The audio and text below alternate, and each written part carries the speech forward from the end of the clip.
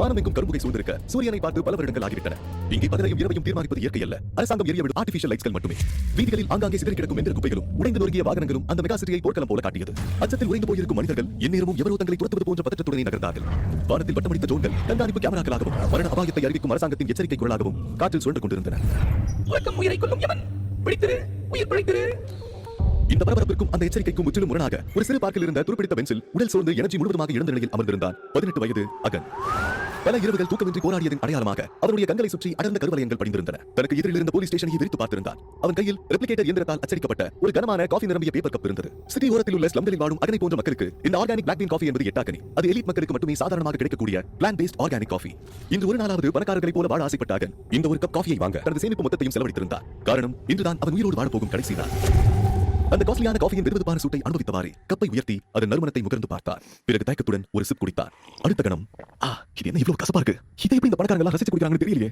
Sir, இந்த காசுக்கு நான் வேற ஏதாவது வாங்கிக்கலாம். பட் பரவாயில்ல, எப்படியும் இது இன்னும் கொஞ்ச நேரம் என்ன தூங்க விடாம ஆக்டிவா வச்சிருக்கும் என்று தனக்கு தானே சமாதானம் சொல்லிக்கொண்டு அந்த எக்ஸ்பென்சிவான காஃபியை மெதுவாக குடிக்க ஆரம்பித்தார். சிறிது நேரத்தில் மீண்டும் கண்கள் தூக்கத்தில் சொருக பின் சட்டென்று தன்னை தானே கண்ணத்தில் அறிந்து தலையை உலுக்கி தெளிவுபடுத்திக் கொண்டவன் இதுக்கு மேலே என்னால் கண்ட்ரோல் பண்ண முடியாது என்று முடிவெடுத்து காஃபியை மொத்தமாக குடித்துவிட்டு எழுந்து நின்றார். கப்பை தூக்கி குப்பை தொட்டியில் வீசிவிட்டு எதிரில் இருந்த போலீஸ் ஸ்டேஷன் உள்ளே நுழைந்தார். அந்த ஸ்டேஷன் உள்ளே மெயின் லாபியில் அந்த சிட்டியின் வாண்டட் கிரிமினல்ஸ் போட்டோக்கள் ஒவ்வொன்றாக ஒரு பெரிய டிஜிட்டல் ஸ்கிரீனில் மாறிக்கொண்டே இருந்தது. ரிசப்ஷன் கவுண்டரில் இருந்த ஆபீசர் உள்ளே நுழைந்த அகனை எரிச்சலாக பார்த்து, தம்பி உனக்கு என்ன வேணும் என்று கேட்க தூக்க கலக்கத்தில் இருந்த அகன் நிற்க முடியாமல் தடுமாறினார். அவரிடமிருந்து பதில் வராததால் எரிச்சலடைந்த ஆபீசர், ஏய் உன்னதான் கேட்கிறேன், என்ன பழி வாங்கி வந்தியா என்று கடுமையான குரலில் மீண்டும் கேட்க, நான் நைட்மேர் கர்ஸ்னால பாதிக்கப்பட்டிருக்கேன் என்று அகன் சொன்னதும் அதிர்ச்சி அடைந்த ஆபீசர், என்ன எத்தனை நாள் ஆச்சு என்று கேட்க, ஒரு வாரம், இதுக்கு மேல தூங்காம சுத்தி இருக்க முடியாது, அதான் தேர்ட் செக்யூரிட்டி ஆர்டர் படி நைட்மேர் கர்ஸ்னால பாதிக்கப்பட்ட நபரை சரண்டர் ஆக வந்திருக்கேன் என்று சொல்லும்போதே அகனின் கண்கள் சொர்க்கியது. தலையை ஆட்டி விடுத்துக் கொண்டார். அதை பார்த்ததும் பதட்டமாகிய ஆபீசர் அருகில் இருந்த எமர்ஜென்சி பட்டனை அழுத்த மொத்த செக்யூரிட்டி டவர் பில்டிங்கிலும் அலாரம் அடித்தது. கோட் பிளாக் என்று எச்சரித்தார். நைட்மேர் கர்ஸ் இந்த வார்த்தையை கேட்டதுமே அந்த ஆபீசருக்கு பயம் தொற்றிக் கொண்டதற்கு வலுவான காரணம் இருந்தது. சில ஆண்டுகளுக்கு முன்புதான் இந்த நைட்மேர் கர்ஸ் என்கிற தீய சக்தி உலகை தாக்கியது. அதன் விளைவாக லட்சக்கணக்கான மக்கள் மீண்டு வர முடியாத ஒரு நிரந்தர தூக்க நிலைக்கு சென்றார்கள். ஆனால் அதற்கு காரணம் என்னவென்று புரியாமல் குழம்பி போன மருத்துவர்களாலும் விஞ்ஞானிகளாலும் அவர்களை தூக்கத்தில் இருந்து எழுப்பவும் முடியவில்லை, யாரையும் காப்பாற்றவும் முடியவில்லை. அரசாங்கங்கள் வீதியின் உச்சத்திற்கே சென்றன. அந்த மர்மமான சாபத்தால் பாதிக்கப்பட்டவர்கள் உலகத்திலேயே இறந்து அவர்களின் சடலங்கள் பயங்கரமான மான்ஸ்டர்களாக மாற ஆரம்பித்த போது யாரும் அவைகளை எதிர்கொள்ள தயாராக இல்லை. இந்த நைட்மேர் கிரீச்சர்கள் ராணுவங்களை துரிதமாக முறியடித்து உலகத்தின் பெரும்பாலான பகுதிகளை நாசமாக்கியது. உண்மையில் அந்த நைட்மேர் கர்ஸ் எப்படி இந்த பூமிக்கு வந்தது? அது ஒரு வைரஸ் தொற்றா அல்லது மனிதர்களின் மரபணுவில் ஏற்பட்ட மாற்றமா? அதற்கு என்னென்ன சக்திகள் உள்ளன? அதை எப்படி எதிர்த்து போராடுவது என்று யாருக்கும் தெரியவில்லை. இது ஏலியன்கள் நம் பூமியின் மேல் தொடுத்த ஒரு மறைமுக போராக கூட இருக்கலாம் என்று பலர் அஞ்சினார்கள். மனிதர்களின் கனவுக்குள்ளேயே புகுந்து வேட்டையாடும் அந்த தெரியாத எதிரிக்கு முன்னால் நவீன அறிவியலும் திணறிக் கொண்டிருந்தது. இறுதியில் அந்த அச்சுறுத்தலை முடிவுக்கு கொண்டு வந்தது அந்த நைட்மேர் கர்ஸின் முதல் சோதனையில் இருந்து உயிருடன் தப்பி மீண்டவர்கள் தான். அவர்களை தான் உலகம் ஷேடோ ஃபைட்டர்ஸ் என்று அழைக்கத் தொடங்கியது.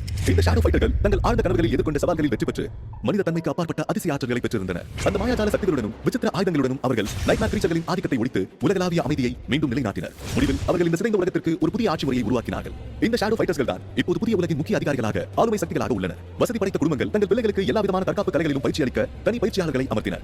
ஷேடோ ஃபைட்டர்ஸ் வம்சாவளியை சேர்ந்தவர்கள் முதன்முறையாக கனவு உலகிற்கு செல்லும் போது தங்கள் முன்னோர்களின் மேஜிக்கல் பவர்ஸையும் சர்வைவல் டெக்னிக்ஸ்களையும் பயன்படுத்தும் வாய்ப்பை பெற்றிருந்தனர். சுருக்கமாக சொன்னால் உங்கள் குடும்பம் எவ்வளவு பணக்காரர்களோ அவ்வளவு அதிகமாக நீங்கள் உயிர் பிழைப்பதற்கும் சக்தி வாய்ந்த ஷேடோ ஃபைட்டராக மாறுவதற்கும் வாய்ப்பு இருந்தது. ஆனால் ஏழைகளுக்கும் அனாதையான அகனுக்கும் இந்த கர்ஸில் இருந்து மீண்டு வர வாய்ப்பே இல்லை. அவரை பொறுத்தவரை இது ஒரு நேரடியான மரண தண்டனை. சில நிமிடங்களுக்கு பிறகு பல ஆபீசர்ஸ் ஒன்று சேர்ந்து அகனை போலீஸ் ஸ்டேஷனின் பேஸ்மெண்டில் இருக்கும் சீக்ரெட் சேம்பருக்கு அழைத்து சென்று ஒரு பெரிய விசித்திரமான சேரில் கட்டி வைத்தார்கள். மற்ற ஆபீசர்கள் சுவர்களுக்கு பக்கத்தில் ஆட்டோமேட்டிக் ரைஃபிள்களை கையில் வைத்துக் கொண்டு தீவிரமான முகத்துடன் நின்று கொண்டிருந்தனர். தன்னை கட்டி போட்டு வைத்திருக்கிறார்கள் என்று அவருக்கு கவலை இல்லை. சொல்ல போனால் அவருக்கு இப்போது எதை பற்றியும் கவலை இல்லை. நான் சாக தயாரா இருக்கேன் என்று மட்டும் மனதில் நினைத்துக் கொண்டார். அப்போது அந்த அறை கதவு திறக்கப்பட்டது. சால்ட் அண்ட் பெப்பர் ஹேர்ஸ்டைலில் ஒரு வயதான ஆனால் மிகவும் கம்பீரமான ஆபீசர் உள்ளே நுழைந்தார். அவரது அனுபவமிக்க முகம் அவர் வாழ்க்கையில் பல பயங்கரமான விஷயங்களை பார்த்தவர் போல காட்டியது. உன் பேர் என்ன என்று அகனிடம் கேட்டார். அகன் சில முறை கண்களை சிமிட்டி கான்சென்ட்ரேட் செய்யும் என்று. அகன் சக்கரவர்த்தி. பேரு வித்தியாசமா இருக்கு. அகன்னா பிரகாசமான ஒளி. சூரிய கிரகணம் நான் பிறந்தேன். சூரியனை மறைஞ்சாலும் என் வாழ்க்கை இருண்டு போக கூடாது, பிரகாசமா இருக்கணும்னு என் அம்மா தான் இந்த பேரை வச்சாங்க. ஆனா இப்ப என் நிலைமை நினைச்சா எனக்கு சிரிப்பு தான் சார் வருது என்று சொல்லி முடிக்கும் போதே கொட்டாவி விட்டார். உன் ஃபேமிலியை காண்டாக்ட் பண்ணட்டுமா என்று ஆபீசர் கேட்க அகன் விரக்தியான புன்னகையுடன் தலையை மட்டும் அசைத்தார். இப்ப எனக்கு அப்படி யாரும் இல்ல சார், ஃப்ரீ அப்படிங்க. அந்த அதிகாரி வெளியே இருந்த தன் உதவியாளரை சைகையால் அழைக்க அவன் ஒரு மெல்லிய நியூரோ இமேஜிங் கருவியை கொண்டு வந்து கொடுத்தார். அதிகாரி அந்த கருவியை அவன் நெற்றிக்கு அருகே வைத்தார். அடுத்த நொடி காற்றில் ஒரு நீல நிற ஹாலோகிராம் தெரிந்தது. அது ஓடிய தகவல்களை பார்த்து அகன் உறைந்து போனார். அதிகாரி அந்த திரையை அகனிடம் திருப்பி, உனக்கு ஒரு தங்கை இருக்கா இல்லையா என்று அழுத்தமாக கேட்டார். அகன் அதிர்ச்சியில் வார்த்தைகளை தொலைத்தார். பல வருடங்களுக்கு முன்பு அந்த நைட்மேர் கர்ஸ் அவுட்பிரேக்கில் பிரிந்த தன் தங்கை இறந்து விட்டால் என்று அவன் இன்று வரை நம்பிக்கொண்டிருந்தார். திரையில் அவள் ஒரு கிரையோ ஸ்லீப்பர் பாடுக்குள் அசைப்பட்டு கிடந்தாள். அவரது கண்கள் மூடி இருந்தாலும் அந்த இயந்திரம் அவரது மூளை இன்னும் இயங்கிக் கொண்டிருப்பதை சமிகையாக காட்டியது. அனிஷா, ஏன் அனிஷா சார், என் தங்கச்சி சார், அவ எங்க சார் இருக்கா? அகனின் குரல் தடுத்தது. சில வருஷத்துக்கு முன்னாடி நைட்மேர் கர்ஸ்னால பாதிக்கப்பட்டிருக்கா. இப்போ சிமுலேஷனோட 3வது ட்ரையல்ல இருக்கா. ஆனா சிஸ்டத்துக்குள்ள அவளை தொலைச்சிட்டோம். அவளுக்கு என்ன ஆச்சுன்னு தெரியல சார். அவளை காப்பாத்த ஏதாவது வழி இருக்கா என கேட்கும் போதே அகனின் கண்கள் சொருகின. தூக்கம் அவன் மூளையை ஆக்கிரமிக்க தொடங்கியது. வழி இருக்காக அவ இருக்கிற அதே ட்ரீம் வேர்ல்டுக்குள்ள நீயும் போகணும். லிசன், நீ அவளை திரும்ப சந்திக்க 0.1% வாய்ப்பு தான் இருக்கு. ஆனா அந்த சின்ன வாய்ப்பு உனக்கு கிடைக்கணும்னா கூட முதல்ல நீ உயிர் பிழைக்கணும். அகன் தன் சிதறும் கவனத்தை ஒரு புள்ளியில் குவித்து பற்களை கடித்துக் கொண்டு சொன்னான். சார் அந்த 0.1% வாய்ப்பு போதும் எனக்கு. என் தங்கச்சி கையை திரும்ப பிடிக்காம நான் சாக மாட்டேன். அதிகாரி அகனை சற்று ஆச்சரியத்துடன் பார்த்தார். சரி அகன், நமக்கு முழு ப்ரொசீஜருக்கும் டைம் இல்ல. இந்த நைட்மேர் கர்ஸ் பத்தி உனக்கு எவ்வளவு தெரியும் சொல்லு. எல்லாருக்கும் தெரிஞ்ச அளவுதான். நான் ட்ரீம் வேர்ல்டுக்குள்ள போய் ஒரு சில மான்ஸ்டர்களை கொண்டு ஃபர்ஸ்ட் நைட்மேர் கம்ப்ளீட் பண்ணி மேஜிக் பவர்ஸ் வாங்கி ஒரு ஷேடோ ஃபைட்டரா மாறணும். அப்பதான் என்னால ரியல் வேர்ல்டுக்கு திரும்ப முடியும். அதானே? அந்த ஆபீசர் தலையை அசைத்தார். குட். இப்போ உன்னால முடிஞ்ச வரை ஃபோக்கஸ் பண்ணி நான் சொல்ற இன்ஸ்ட்ரக்ஷன்ஸ் கவனமா கேளு. நீ தூங்குறதும் ஃபர்ஸ்ட் நைட்மேர்க்குள்ள போய்டுவ. இந்த நைட்மேர் கர்ஸ்ங்கிறது ஒரு வகையான டாஸ்க் மாதிரி. உள்ள போனதும் நீ ரொம்ப மோசமான மான்ஸ்டர்களை சந்திப்ப. பயங்கரமான கிரீச்சர்ஸ் உன்னை கொல்றதுக்கு எல்லா முயற்சியும் பண்ணும். அங்க நீ மனுஷங்களையும் சந்திப்ப. அவங்க யாரையுமே நம்பாம உனக்கு நீயே ஃபைட் பண்றது தான் பெஸ்ட். ரிமெம்பர், அவங்க யாருமே உண்மையானவங்க இல்ல. உன்னை சோதிக்க அந்த கர்ஸ் வரவழைக்கிற இல்லூஷன்ஸ் மட்டும் தான். அது உங்களுக்கு எப்படி தெரியும்? போலீஸ் அதிகாரி அவனை முறைத்து பார்த்தார். இல்ல நான் என்ன கேட்க வந்தேன்னா, அந்த கர்ஸ் என்ன எப்படி வேலை செய்யுதுன்னு யாருக்குமே தெரியாது இல்லையா? அப்போ அவங்க உண்மையானவங்க இல்லன்னு உங்களுக்கு எப்படி தெரியும்? என்ன போலவே அவங்களும் இந்த நைட்மேர் கர்ஸ்னால பாதிக்கப்பட்டு ட்ரீம்குள்ள வந்தவங்களா இருக்கலாம்ல? இருக்கலாம். பட் நீ அவங்களை கொல்ல வேண்டியிருக்கும் தம்பி. அதனால அவங்களை வெறும் இல்லூஷனா மட்டும் நினைச்சுக்கோ. அதுதான் உனக்கு நல்லது. ஓ. அந்த ஆபீசர் ஒரு நிமிடம் காத்திருந்து தலையசைத்து தொடர்ந்தார். உன் ஃபர்ஸ்ட் நைட்மேர்ல நிறைய விஷயங்கள் உன் லக்க பொறுத்து தான் அமையும். நீ நைட்மேர்க்குள்ள போனதும் முதல்ல உன்னோட பவர் ஸ்டேட்டஸை செக் பண்ணணும். நீ சண்டை போடுறதுக்கு என்ன ஆயுதம் கிடைக்குதுன்னு பாரு. ஒரு வாலோ வில்லோ கிடைச்சா நீ சர்வை பண்றதுக்கு ஹெல்ப்ஃபுல்லா இருக்கும். ஒருவேளை நீ அன்லக்கியா இருந்து உனக்கு கிடைச்ச பவர் சண்டைக்கு கொஞ்சம் உதவாததா இருந்தா கூட டிசப்பாயிண்ட் ஆகாத. அதை எப்படி பயன்படுத்தலாம் யோசி. நீ சாமர்த்தியமா செயல்படணும், அவ்வளவுதான். யூஸ்லெஸ் பவர்ஸ்னு ஷேடோ வேர்ல்ட்ல எதுவுமே கிடையாது. அதனால சர்வை ஆகிறதுக்கு உன்னால முடிஞ்ச எல்லாத்தையும் செய். அகனுக்கு தூக்கம் அதிகமாகிக் கொண்டே இருந்தது. அந்த உரையாடலை புரிந்து கொள்வதை அவனுக்கு கடினமாகிக் கொண்டிருந்தது. அப்புறம் நீ சொன்ன அந்த மேஜிக் பவர்ஸ் அந்த ஃபர்ஸ்ட் ட்ரையலை சக்சஸ்ஃபுல்லா கம்ப்ளீட் பண்ணி உயிரோட திரும்பி வந்தனா அது உனக்கு கண்டிப்பா கிடைக்கும். அந்த ட்ரையலை நீ எப்படி ஜெயிக்கிறங்கறத பொறுத்து தான் உனக்கு என்ன மாதிரியான பவர்ஸ் கிடைக்கும்ன்றதே தெரியும். இப்போது அந்த ஆபீசரின் குரல் மேலும் மேலும் தூரமாக கேட்டது. அகனின் இமைகள் மிகவும் கடத்திருந்தன. அவன் கண்களை திறந்திருக்க போராடினான். அகனின் பார்வைக்கு அந்த ரூம் மேலும் மங்கலாகிக் கொண்டிருந்தது. நீ சர்வைவ் ஆகிட்டா ஒரு ஷேடோ ஃபைட்டரா இந்த ரியல் வேர்ல்டுக்கு திரும்ப வருவ. நீ இறந்து போனா உன் மூலமா இந்த உலகத்துக்குள்ள ஒரு நைட்மேர் கிரீச்சர் வரதுக்கான கேட்ட திறந்து விடுவ. சோ அகன், ப்ளீஸ் டோன்ட் டை. ஏற்கனவே பாதி தூக்கத்தில் இருந்த அகனுக்கு அந்த போலீஸ் ஆபீசரின் வார்த்தைகள் லேசாக மனதை தொட்டது. நீ தூங்குறதுக்கு அப்புறம் உன்னை கண்காணிக்க ஷேடோ ஃபைட்டர் அகாடமில இருந்து வெரோனிகான்னு ஒரு பொண்ணை வர சொல்லிருக்க. She is a skilled shadow fighter. ஒருவேளை நீ ரொம்ப வீக்கா இருக்க, ட்ரீம் வேர்ல்ட்ல உன்னால சர்வை பண்ண முடியாதுன்னு முடிவு பண்ணிட்டா, உன் மூலமா ஒரு நைட்மேர் கிரீச்சர் இந்த பூமிக்கு வர வரைக்கும் வெயிட் பண்ண மாட்டா. உன்னை தூக்கத்திலே கொன்னுடுவா.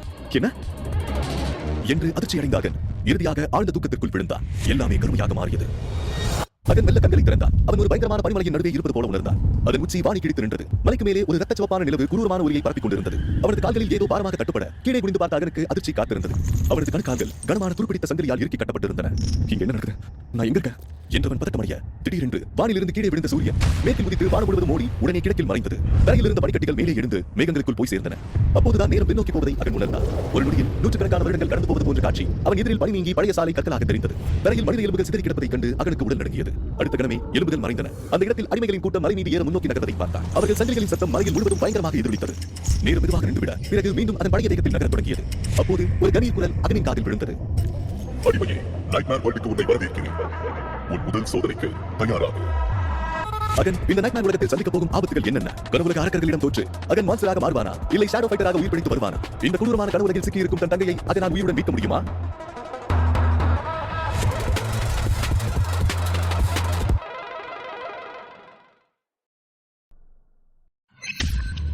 அகனின் கண்கள்